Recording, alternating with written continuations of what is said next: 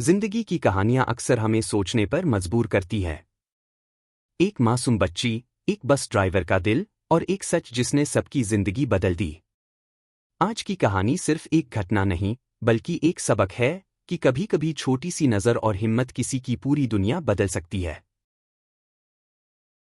बूढ़ा ड्राइवर बुदी हारतांतो, जिसकी उम्र अब 62 साल हो चुकी थी, हमेशा की तरह स्कूल बस के शीशे को ठीक करते हुए सड़क पर उतरा। उसकी जिंदगी लंबे समय तक एक साधारण मैकेनिक की रही थी। 35 साल तक उसने इंजन और गियरबॉक्स ठीक किए थे। लेकिन उम्र ढलने के साथ उसने एक नई भूमिका ढूंढ ली, स्कूल बस ड्राइवर की। यह काम उसे रोजमर्रा की जिम्मेदारी और जीवन में एक उद्देश्य देता था। उस दिन भी दोपहर की धूप खिड़कियों से छनकर भीतर आ रही थी। बस की सीटों पर हल्की सी धूल, बच्चों की हंसी और चहल पहल ने वातावरण को भर रखा था। बच्चे वीकेंड की योजनाओं और सोशल मीडिया पर चल रही गपशप में डूबे हुए थे। लेकिन इस शोरगुल के बीच बुदी की नजर बार बार आगे की ओर जाती। तीसरी पंक्ति में बैठी एक लड़की, अयु परमेश्वरी। उसके बाल चेहरे को आधा ढक लेते थे, कंधे झुके रहते और उंगलियां कभी कभी आंसू पोंछ देती। यह पहला दिन नहीं था। लगातार 3 दिन से बुदी ने देखा था कि यह लड़की चुपचाप रोती है। और यह रोना तब शुरू होता जब बस खाली होने लगती। बुदी के दिल में बेचैनी बढ़ने लगी। उसकी उम्र और अनुभव ने उसे सिखाया था कि बच्चों की चुप्पी अक्सर किसी गहरे दर्द को छुपाती है। और यह लड़की, नई होने के बावजूद, कुछ ज्यादा ही टूटी हुई लगती थी। उसकी आंखों में सवाल थे, क्या यह बस स्कूल की थकान थी? या कुछ ऐसा था जो शब्दों में बयां करना उसके लिए नामुमकिन था? बुदी की नजर आईने में टिक गई थी। शोरगुल करती भीड़ के बीच अयु की चुप्पी और आंसू किसी रहस्य का संकेत दे रहे थे। उसने देखा कि हर स्टॉप पर जब बच्चे उतरते गए, अयु का चेहरा और ज्यादा खुलकर दर्द दिखाने लगता। उसकी आंखें लाल थीं, पलकें भारी। वह ऐसे बैठी थी मानो दुनिया से कट जाना चाहती हो। उसके कंधों की झुकी हुई रेखा, कांपते उंगलियां, सब कुछ चीख चीख कर बता रहे थे कि यह सिर्फ थकान नहीं है। बुदी के दिल में सवाल उमड़ने लगे। क्या यह सिर्फ नई जगह की अजनबीपन था? या फिर घर में कोई ऐसा बोझ था जिसे यह बच्ची अकेले ढो रही थी? उसने अपने जीवन में कई बच्चों को देखा था, खुश, शरारती या कभी कभी परेशान। लेकिन इस तरह का लगातार मौन और आंसू, यह अलग था। उसके अंदर के पिता और दादा दोनों जाग उठे।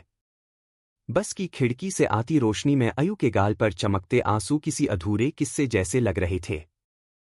बुदी समझ गया कि यह कहानी गहरी है और शायद खतरनाक भी। बस अगले मोड़ पर धीमी हुई। बच्चे अपने अपने बैग उठाकर उतरने लगे। लेकिन अयु अपनी जगह से टस से मस नहीं हुई। उसकी निगाहें नीचे टिक गईं। अचानक बुदी ने देखा, वह झुककर अपनी सीट के नीचे कुछ टटोल रही थी। उसके हाथों की हरकतें घबराई हुई लग रही थीं। सीट के नीचे से हल्की सी टंकार की आवाज आई, जैसे किसी धातु की चीज टकराई हो। बुदी की भौहें सिकुड़ गईं। सब ठीक है न वहां? उसने पीछे मुड़कर आवाज दी। अयु चौंक गई। चेहरा ऊपर उठा लेकिन आंखों में डर साफ झलक रहा था। उसने जल्दी से कहा, जी। मेरा टिश्यू गिर गया था। उसकी आवाज धीमी और कांपती हुई थी, जैसे सच छुपाने की कोशिश हो। बुदी ने सिर हिलाया, लेकिन उसका मन बिल्कुल शांत नहीं हुआ। वर्षों का अनुभव उसे बता रहा था कि उस बहाने के पीछे कुछ और छुपा है। वह फिर से सड़क पर ध्यान देने लगा, मगर दिल के किसी कोने में सवाल जम चुका था, इस बच्ची की चुप्पी और अब ये अजीब हरकतें, क्या राज छुपा है इसकी जिंदगी में? शाम ढल रही थी। बस का शोर धीरे धीरे शांत हो गया क्योंकि बच्चे अपने अपने घरों पर उतर चुके थे। आखिर में बस रुककर अयु के घर पहुंची, एक साधारण सा 2 मंजिला मकान, जिसकी नीली छत अब फीकी पड़ चुकी थी। घर बाहर से सामान्य दिखता था, लेकिन वातावरण में एक अजीब सी ठंडक थी। बुदी ने दरवाजा खोला, मुस्कुराते हुए कहा, अयु, तुम्हारा स्टॉप आ गया। लड़की ने चुपचाप अपना बैग उठाया और धीरे धीरे बाहर उतर गई। तभी मुख्य दरवाजा खुला। एक आदमी बाहर आया, उसका चेहरा सख्त और नजर ठंडी। अंदर आओ, उसने तेज आवाज में कहा। बुदी ने कदम आगे बढ़ाया, विनम्रता से बोला, मैं बुद्धि हारतांतो हूँ, स्कूल बस ड्राइवर। मैंने देखा कि अयु अक्सर उदास रहती है, इसलिए। आदमी ने बीच में ही काट दिया, मैं इरवान मुलियोनो हूँ, उसका सौतेला पिता। उसकी नानी का देहांत हुआ है। दुख की वजह से बच्ची परेशान है। बस। बुद्धि ने सिर हिलाया, लेकिन उसके दिल को संतोष नहीं हुआ। इरवान की आवाज ठंडी थी, मानो किसी औपचारिकता को निभा रहा हो। उसकी आंखों में न दुख था, न चिंता। अयु ने पीछे मुड़कर बुद्धि की ओर देखा। उसकी नजरें डरी हुई थीं, मानो किसी से मदद मांग रही हो। दरवाजा जोर से बंद हो गया और बुद्धि अकेला रह गया उस वीरान सड़क पर। उसके दिल में बेचैनी और गहरी हो गई। यह कहानी सिर्फ नानी की मौत तक सीमित नहीं थी, इसमें कुछ और छुपा था। उस रात जब बस डिपो पर लौट आई, बुद्धि का मन अजीब बेचैनी से भरा हुआ था। उसने अपनी रोज की आदत के अनुसार बस के हर कोने की जांच शुरू की, छूटे हुए बैग, बच्चों की कागज की पर्चियां, खाली बोतलें। लेकिन जब वह अयु की सीट तक पहुंचा, उसके कदम थम गए। वह वही सीट थी, तीसरी पंक्ति की। उसकी नजर तुरंत नीचे की ओर गई, जहां थोड़ी सी ढीली ग्रिल थी। बुद्धि झुककर देखने लगा। धीरे धीरे उसने उंगलियां डालकर उस खाली जगह से कुछ खींचा। एक छोटा पारदर्शी प्लास्टिक पैकेट उसके हाथों में आ गया। रोशनी में उसने देखा, गुलाबी रंग की गोलियां, आधी पहले ही इस्तेमाल हो चुकी थीं। बुद्धि की सांसें रुक सी गईं। उसने पैकेट को पलटा। उस पर लिखा था, गर्भनिरोधक दवा। उसका दिल धक धक करने लगा। एक 14-15 साल की बच्ची। और यह दवा? उसने जल्दी से तस्वीरें खींची और फोन में सहेज लिया। उसके हाथ कांप रहे थे। यह कोई मामूली बात नहीं थी। यह उसके जीवन की सबसे बड़ी जिम्मेदारी बन चुकी थी। उसकी आंखों में बस वही नन्ही लड़की थी, जो दिन दिन आंसुओं में डूबी रहती थी। अब यह रहस्य और गहरा हो गया था। बुद्धि ने देर तक उस पैकेट को हाथों में थामे रखा। उसकी उंगलियां कांप रही थीं। यह रहस्य अब उसके बस से बाहर था। वह जानता था कि चुप रहना अपराध के बराबर होगा। उसने तुरंत अपना मोबाइल निकाला और स्कूल के प्रिंसिपल, पाक अंदिका को संदेश भेजा। तस्वीरें भी संलग्न कर दी और लिखा, आज बस में अयु की सीट के नीचे यह मिला है। कृपया बताइए मुझे क्या करना चाहिए। कुछ मिनट तक इंतजार किया। कोई जवाब नहीं। बेचैनी और बढ़ी तो उसने सीधा कॉल कर दिया। 3 बार घंटी बजी, फिर दूसरी तरफ से झुंझलाया हुआ स्वर आया। हाँ, यह अंदिका बोल रहा हूं। जल्दी कहो, मीटिंग में हूं। बुद्धि ने सावधानी से कहा, सर, यह मामला बहुत गंभीर है। मैंने बस में कुछ ऐसी दवा पाई है जो एक छात्रा की हो सकती है। अंदिका ने बीच में ही रोक दिया। फोटो देख लूंगा बाद में। अभी परेशान मत करो। जब तक जानलेवा न हो, कल तक इंतजार कर सकता है। कॉल कट गया। कुछ पल तक बुद्धि खाली स्क्रीन को घूरता रहा। दिल में गुस्सा और निराशा दोनों उमड़ रहे थे। क्या बच्चों की सुरक्षा इतनी महत्वहीन है? लेकिन उसने मन ही मन कसम खाई, चाहे कोई उसकी बात सुने या न सुने, वह यह रहस्य यूं ही दबने नहीं देगा। अगली दोपहर, बुद्धि अपनी पुरानी नीली गाड़ी चला रहा था। मन अभी भी उस रात की बेचैनी से भरा था।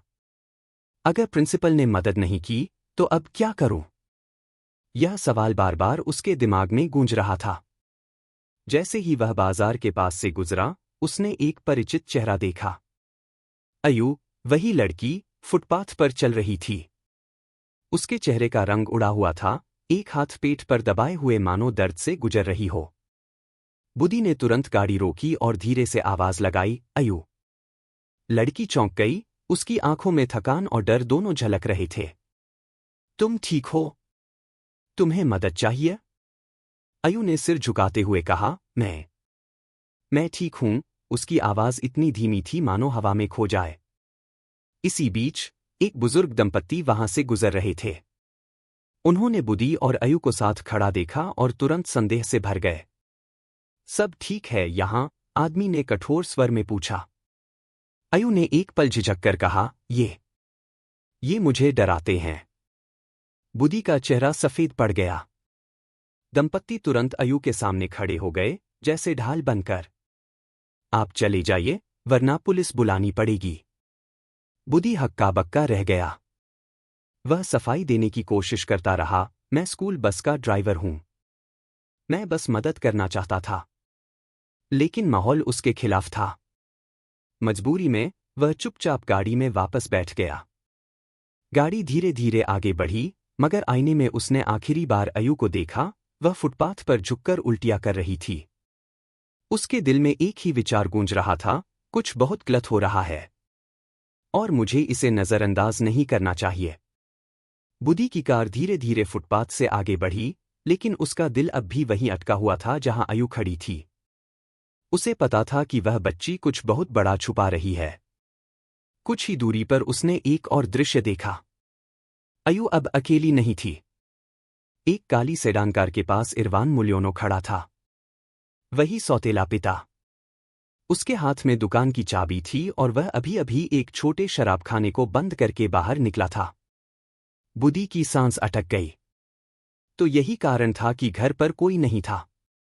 इरवान ने कुछ पैकेट्स अपनी कार में डाले और फिर अयू को बुलाकर दरवाजा खोला। उसने बोतल से कुछ पिलाया। दूर से यह साफ नहीं था कि वह शराब थी या बस कोई ठंडा पेय। अयू ने अनिच्छा से उसे लिया, सिर झुकाकर घूंट भरा। उसकी चाल सुस्त और चेहरे पर मजबूरी साफ थी। बुदी की उंगलियां फोन पर फिसल रही थीं। क्या यह पुलिस को बुलाने का समय है? या शायद अभी भी यह कोई गलतफहमी हो? लेकिन जब उसने अयू की आंखों में खालीपन देखा, उसके दिल ने कहा, यह मामला सामान्य नहीं है। और अगर उसने आज चुप्पी साधी, तो शायद कल बहुत देर हो जाएगी। इरवान की कार धीरे धीरे मुख्य सड़क पर मुड़ गई। बुदी ने भी दूरी बनाए रखते हुए पीछा करना शुरू कर दिया। उसके दिल की धड़कनें अब और तेज थीं। गाड़ी चलाते चलाते उसने सोचा, शायद मुझे किसी और को बताना चाहिए। तभी उसे एक चेहरा याद आया, अयू की कक्षा अध्यापिका, बुरीनी कार्तिका। वह एक बार स्कूल के समारोह में मिली थी और उनकी आंखों में सच्ची चिंता झलकती थी। बुदी ने मोबाइल निकाला और नंबर मिलाया। तीसरी घंटी पर एक कोमल आवाज आई, हेलो, कौन? मैं बुदी हारतांतो हूं, स्कूल बस ड्राइवर। मुझे अयू प्रामेश्वरी के बारे में बात करनी है। कुछ पल की चुप्पी के बाद बुरीनी का स्वर गंभीर हो गया। हाँ, मैंने भी नोटिस किया है। वह क्लास में चुप रहती है, अक्सर बहाना करके बाथरूम जाती है और एक दिन तो थिएटर रूम में सोते हुए मिली थी। मैंने रिपोर्ट किया था, लेकिन प्रिंसिपल ने इसे मामूली शरारत कहकर नजरअंदाज कर दिया। बुदी ने गहरी सांस ली। आज मैंने उसकी सीट के नीचे यह पाया, उसने तस्वीरें भेज दी। कुछ देर बाद बुरीनी की आवाज टूटी हुई सी लौटी, हे भगवान, ये गर्भनिरोधक दवाइयां हैं। बुदी, ये बहुत गंभीर है। उसके शब्द बुदी के दिल की बेचैनी को और पक्का कर गए। अब यह सिर्फ एक ड्राइवर की चिंता नहीं थी, यह एक सच्ची चेतावनी थी कि बच्ची खतरे में है। इरवान की काली सेडान अब शहर की भीड़ से निकलकर बाहरी इलाके की ओर बढ़ रही थी। बुदी ने दूरी बनाकर पीछा किया। शाम का सूरज धीरे धीरे ढल रहा था और आसमान पर नारंगी रंग की परछाइयां फैल रही थीं। हर किलोमीटर के साथ बुदी का दिल और भारी होता गया। वह बच्ची आखिर कहाँ ले जाई जा रही है? करीब 40 मिनट बाद कार एक बड़े गेट के पास रुकी, तामन दानाव इंदाह, शहर से दूर एक विस्तृत पार्क। वहां झील, मैदान और सुनसान पगडंडियां थीं। आम दिनों में यह जगह सुकून देती, लेकिन आज बुदी को यह और भी भयावह लगी। इरवान ने गाड़ी पार्क की और अयू को उतरने का इशारा किया। लड़की के कदम धीमे और मजबूरी से भरे थे। उसके चेहरे पर कोई खुशी नहीं थी, मानो वह हर कदम किसी भारी बोझ के साथ उठा रही हो। बुदी ने अपनी गाड़ी कुछ दूरी पर रोक दी। वह भी धीरे धीरे उतरा, खुद को एक सामान्य पर्यटक दिखाने की कोशिश करते हुए। उसका दिल जोर जोर से धड़क रहा था। क्या यह सिर्फ एक पिकनिक है? या फिर कोई ऐसा खेल जो मासूमियत को निगलने वाला है? बुदी ने पेड़ों की ओट से नजर रखी। इरवान और अयू पार्क के घास वाले हिस्से में पहुंच चुके थे। इरवान ने एक छोटी चटाई बिछाई और एक कूलर बॉक्स खोला। बाहर से सब सामान्य पिकनिक जैसा लग रहा था, लेकिन अयु का चेहरा कुछ और ही कहानी कह रहा था। वह बिल्कुल चुप थी, कंधे झुके हुए, और कैन में दिया गया पेय उसने मुश्किल से होंठ से लगाया। इरवान बार बार हंसी मजाक करने की कोशिश करता, लेकिन अयु की आंखों में कोई चमक नहीं थी। तभी बुदी ने देखा, 3 अनजान आदमी उनकी ओर बढ़ रहे थे। उनके कपड़े साधारण थे, लेकिन चालढाल में कुछ अजीब सी गंभीरता थी। इरवान ने उन्हें देखते ही उठकर गर्मजोशी से हाथ मिलाया, जैसे पहले से जानता हो। कुछ मिनट की धीमी बातचीत के बाद इरवान ने अयु की ओर इशारा किया। लड़की हिचकिचाई, लेकिन इरवान की नज़र इतनी सख्त थी कि वह उठ खड़ी हुई। अब वे पांचों एक साथ चलने लगे, दूर, उस सफ़ेद इमारत की तरफ जो पार्क के किनारे खड़ी थी। वह इमारत दरअसल एक परित्यक्त गोदाम थी। बुदी का दिल जोर से धड़कने लगा। 3 वयस्क पुरुष, एक सौतेला पिता और एक नाबालिग बच्ची। इस सुनसान जगह में यह किसी भी हालत में सामान्य नहीं हो सकता। उसने कांपते हाथों से तुरंत 112 पर कॉल किया। बुदी ने कांपती उंगलियों से 112 पर कॉल लगाया। यहां एक नाबालिग बच्ची खतरे में है, उसने धीमी लेकिन दृढ़ आवाज में कहा। तामनदानाव इंदाह पार्क, पूर्वी किनारे पर पुराना गोदाम। वहां 4 वयस्क और एक लड़की गए हैं। कृपया तुरंत मदद भेजें। ऑपरेटर ने शांत स्वर में जवाब दिया, यूनिट रास्ते में है। 10 मिनट में पहुंच जाएगी। कृपया सुरक्षित दूरी बनाए रखें और हमें स्थिति बताते रहें। बुदी पेड़ों की आड़ से धीरे धीरे आगे बढ़ा। खिड़की से उसने अंदर झांकने की कोशिश की। धूल भरे शीशे के पार उसने देखा, अयु कोने में सिमटी हुई थी और 4 पुरुष उसके चारों ओर खड़े थे। उसकी आंखों में आंसू थे और इरवान का स्वर भीतर से सुनाई दे रहा था। जो कहा है वही करो, वरना अंजाम जानते हो। बुदी का खून खौल उठा, लेकिन उसने खुद को रोका। पुलिस रास्ते में थी। उसे सिर्फ निगरानी रखनी थी। तभी पीछे से आवाज आई, हे, आप यहां क्या कर रहे हैं? 2 जॉगिंग करते युवक खड़े थे, संदेह से भरे चेहरे लिए। बुदी ने जल्दी से फुसफुसाते हुए समझाया, अंदर एक बच्ची है, खतरे में है। मैंने पुलिस को बुला लिया है। युवकों ने भी खिड़की से झांका। उनके चेहरों की गंभीरता बढ़ गई। हम सिर्फ खड़े नहीं रह सकते, उनमें से एक बोला। और उसी पल अंदर से अयु की चीख सुनाई दी, कृपया मेरी मदद करो। दूर से आती सायरन की आवाज हवा को चीरती हुई पास आ रही थी। सायरन की आवाज और तेज होती गई। लाल नीली बत्तियां पार्क के पेड़ों के बीच चमकने लगीं।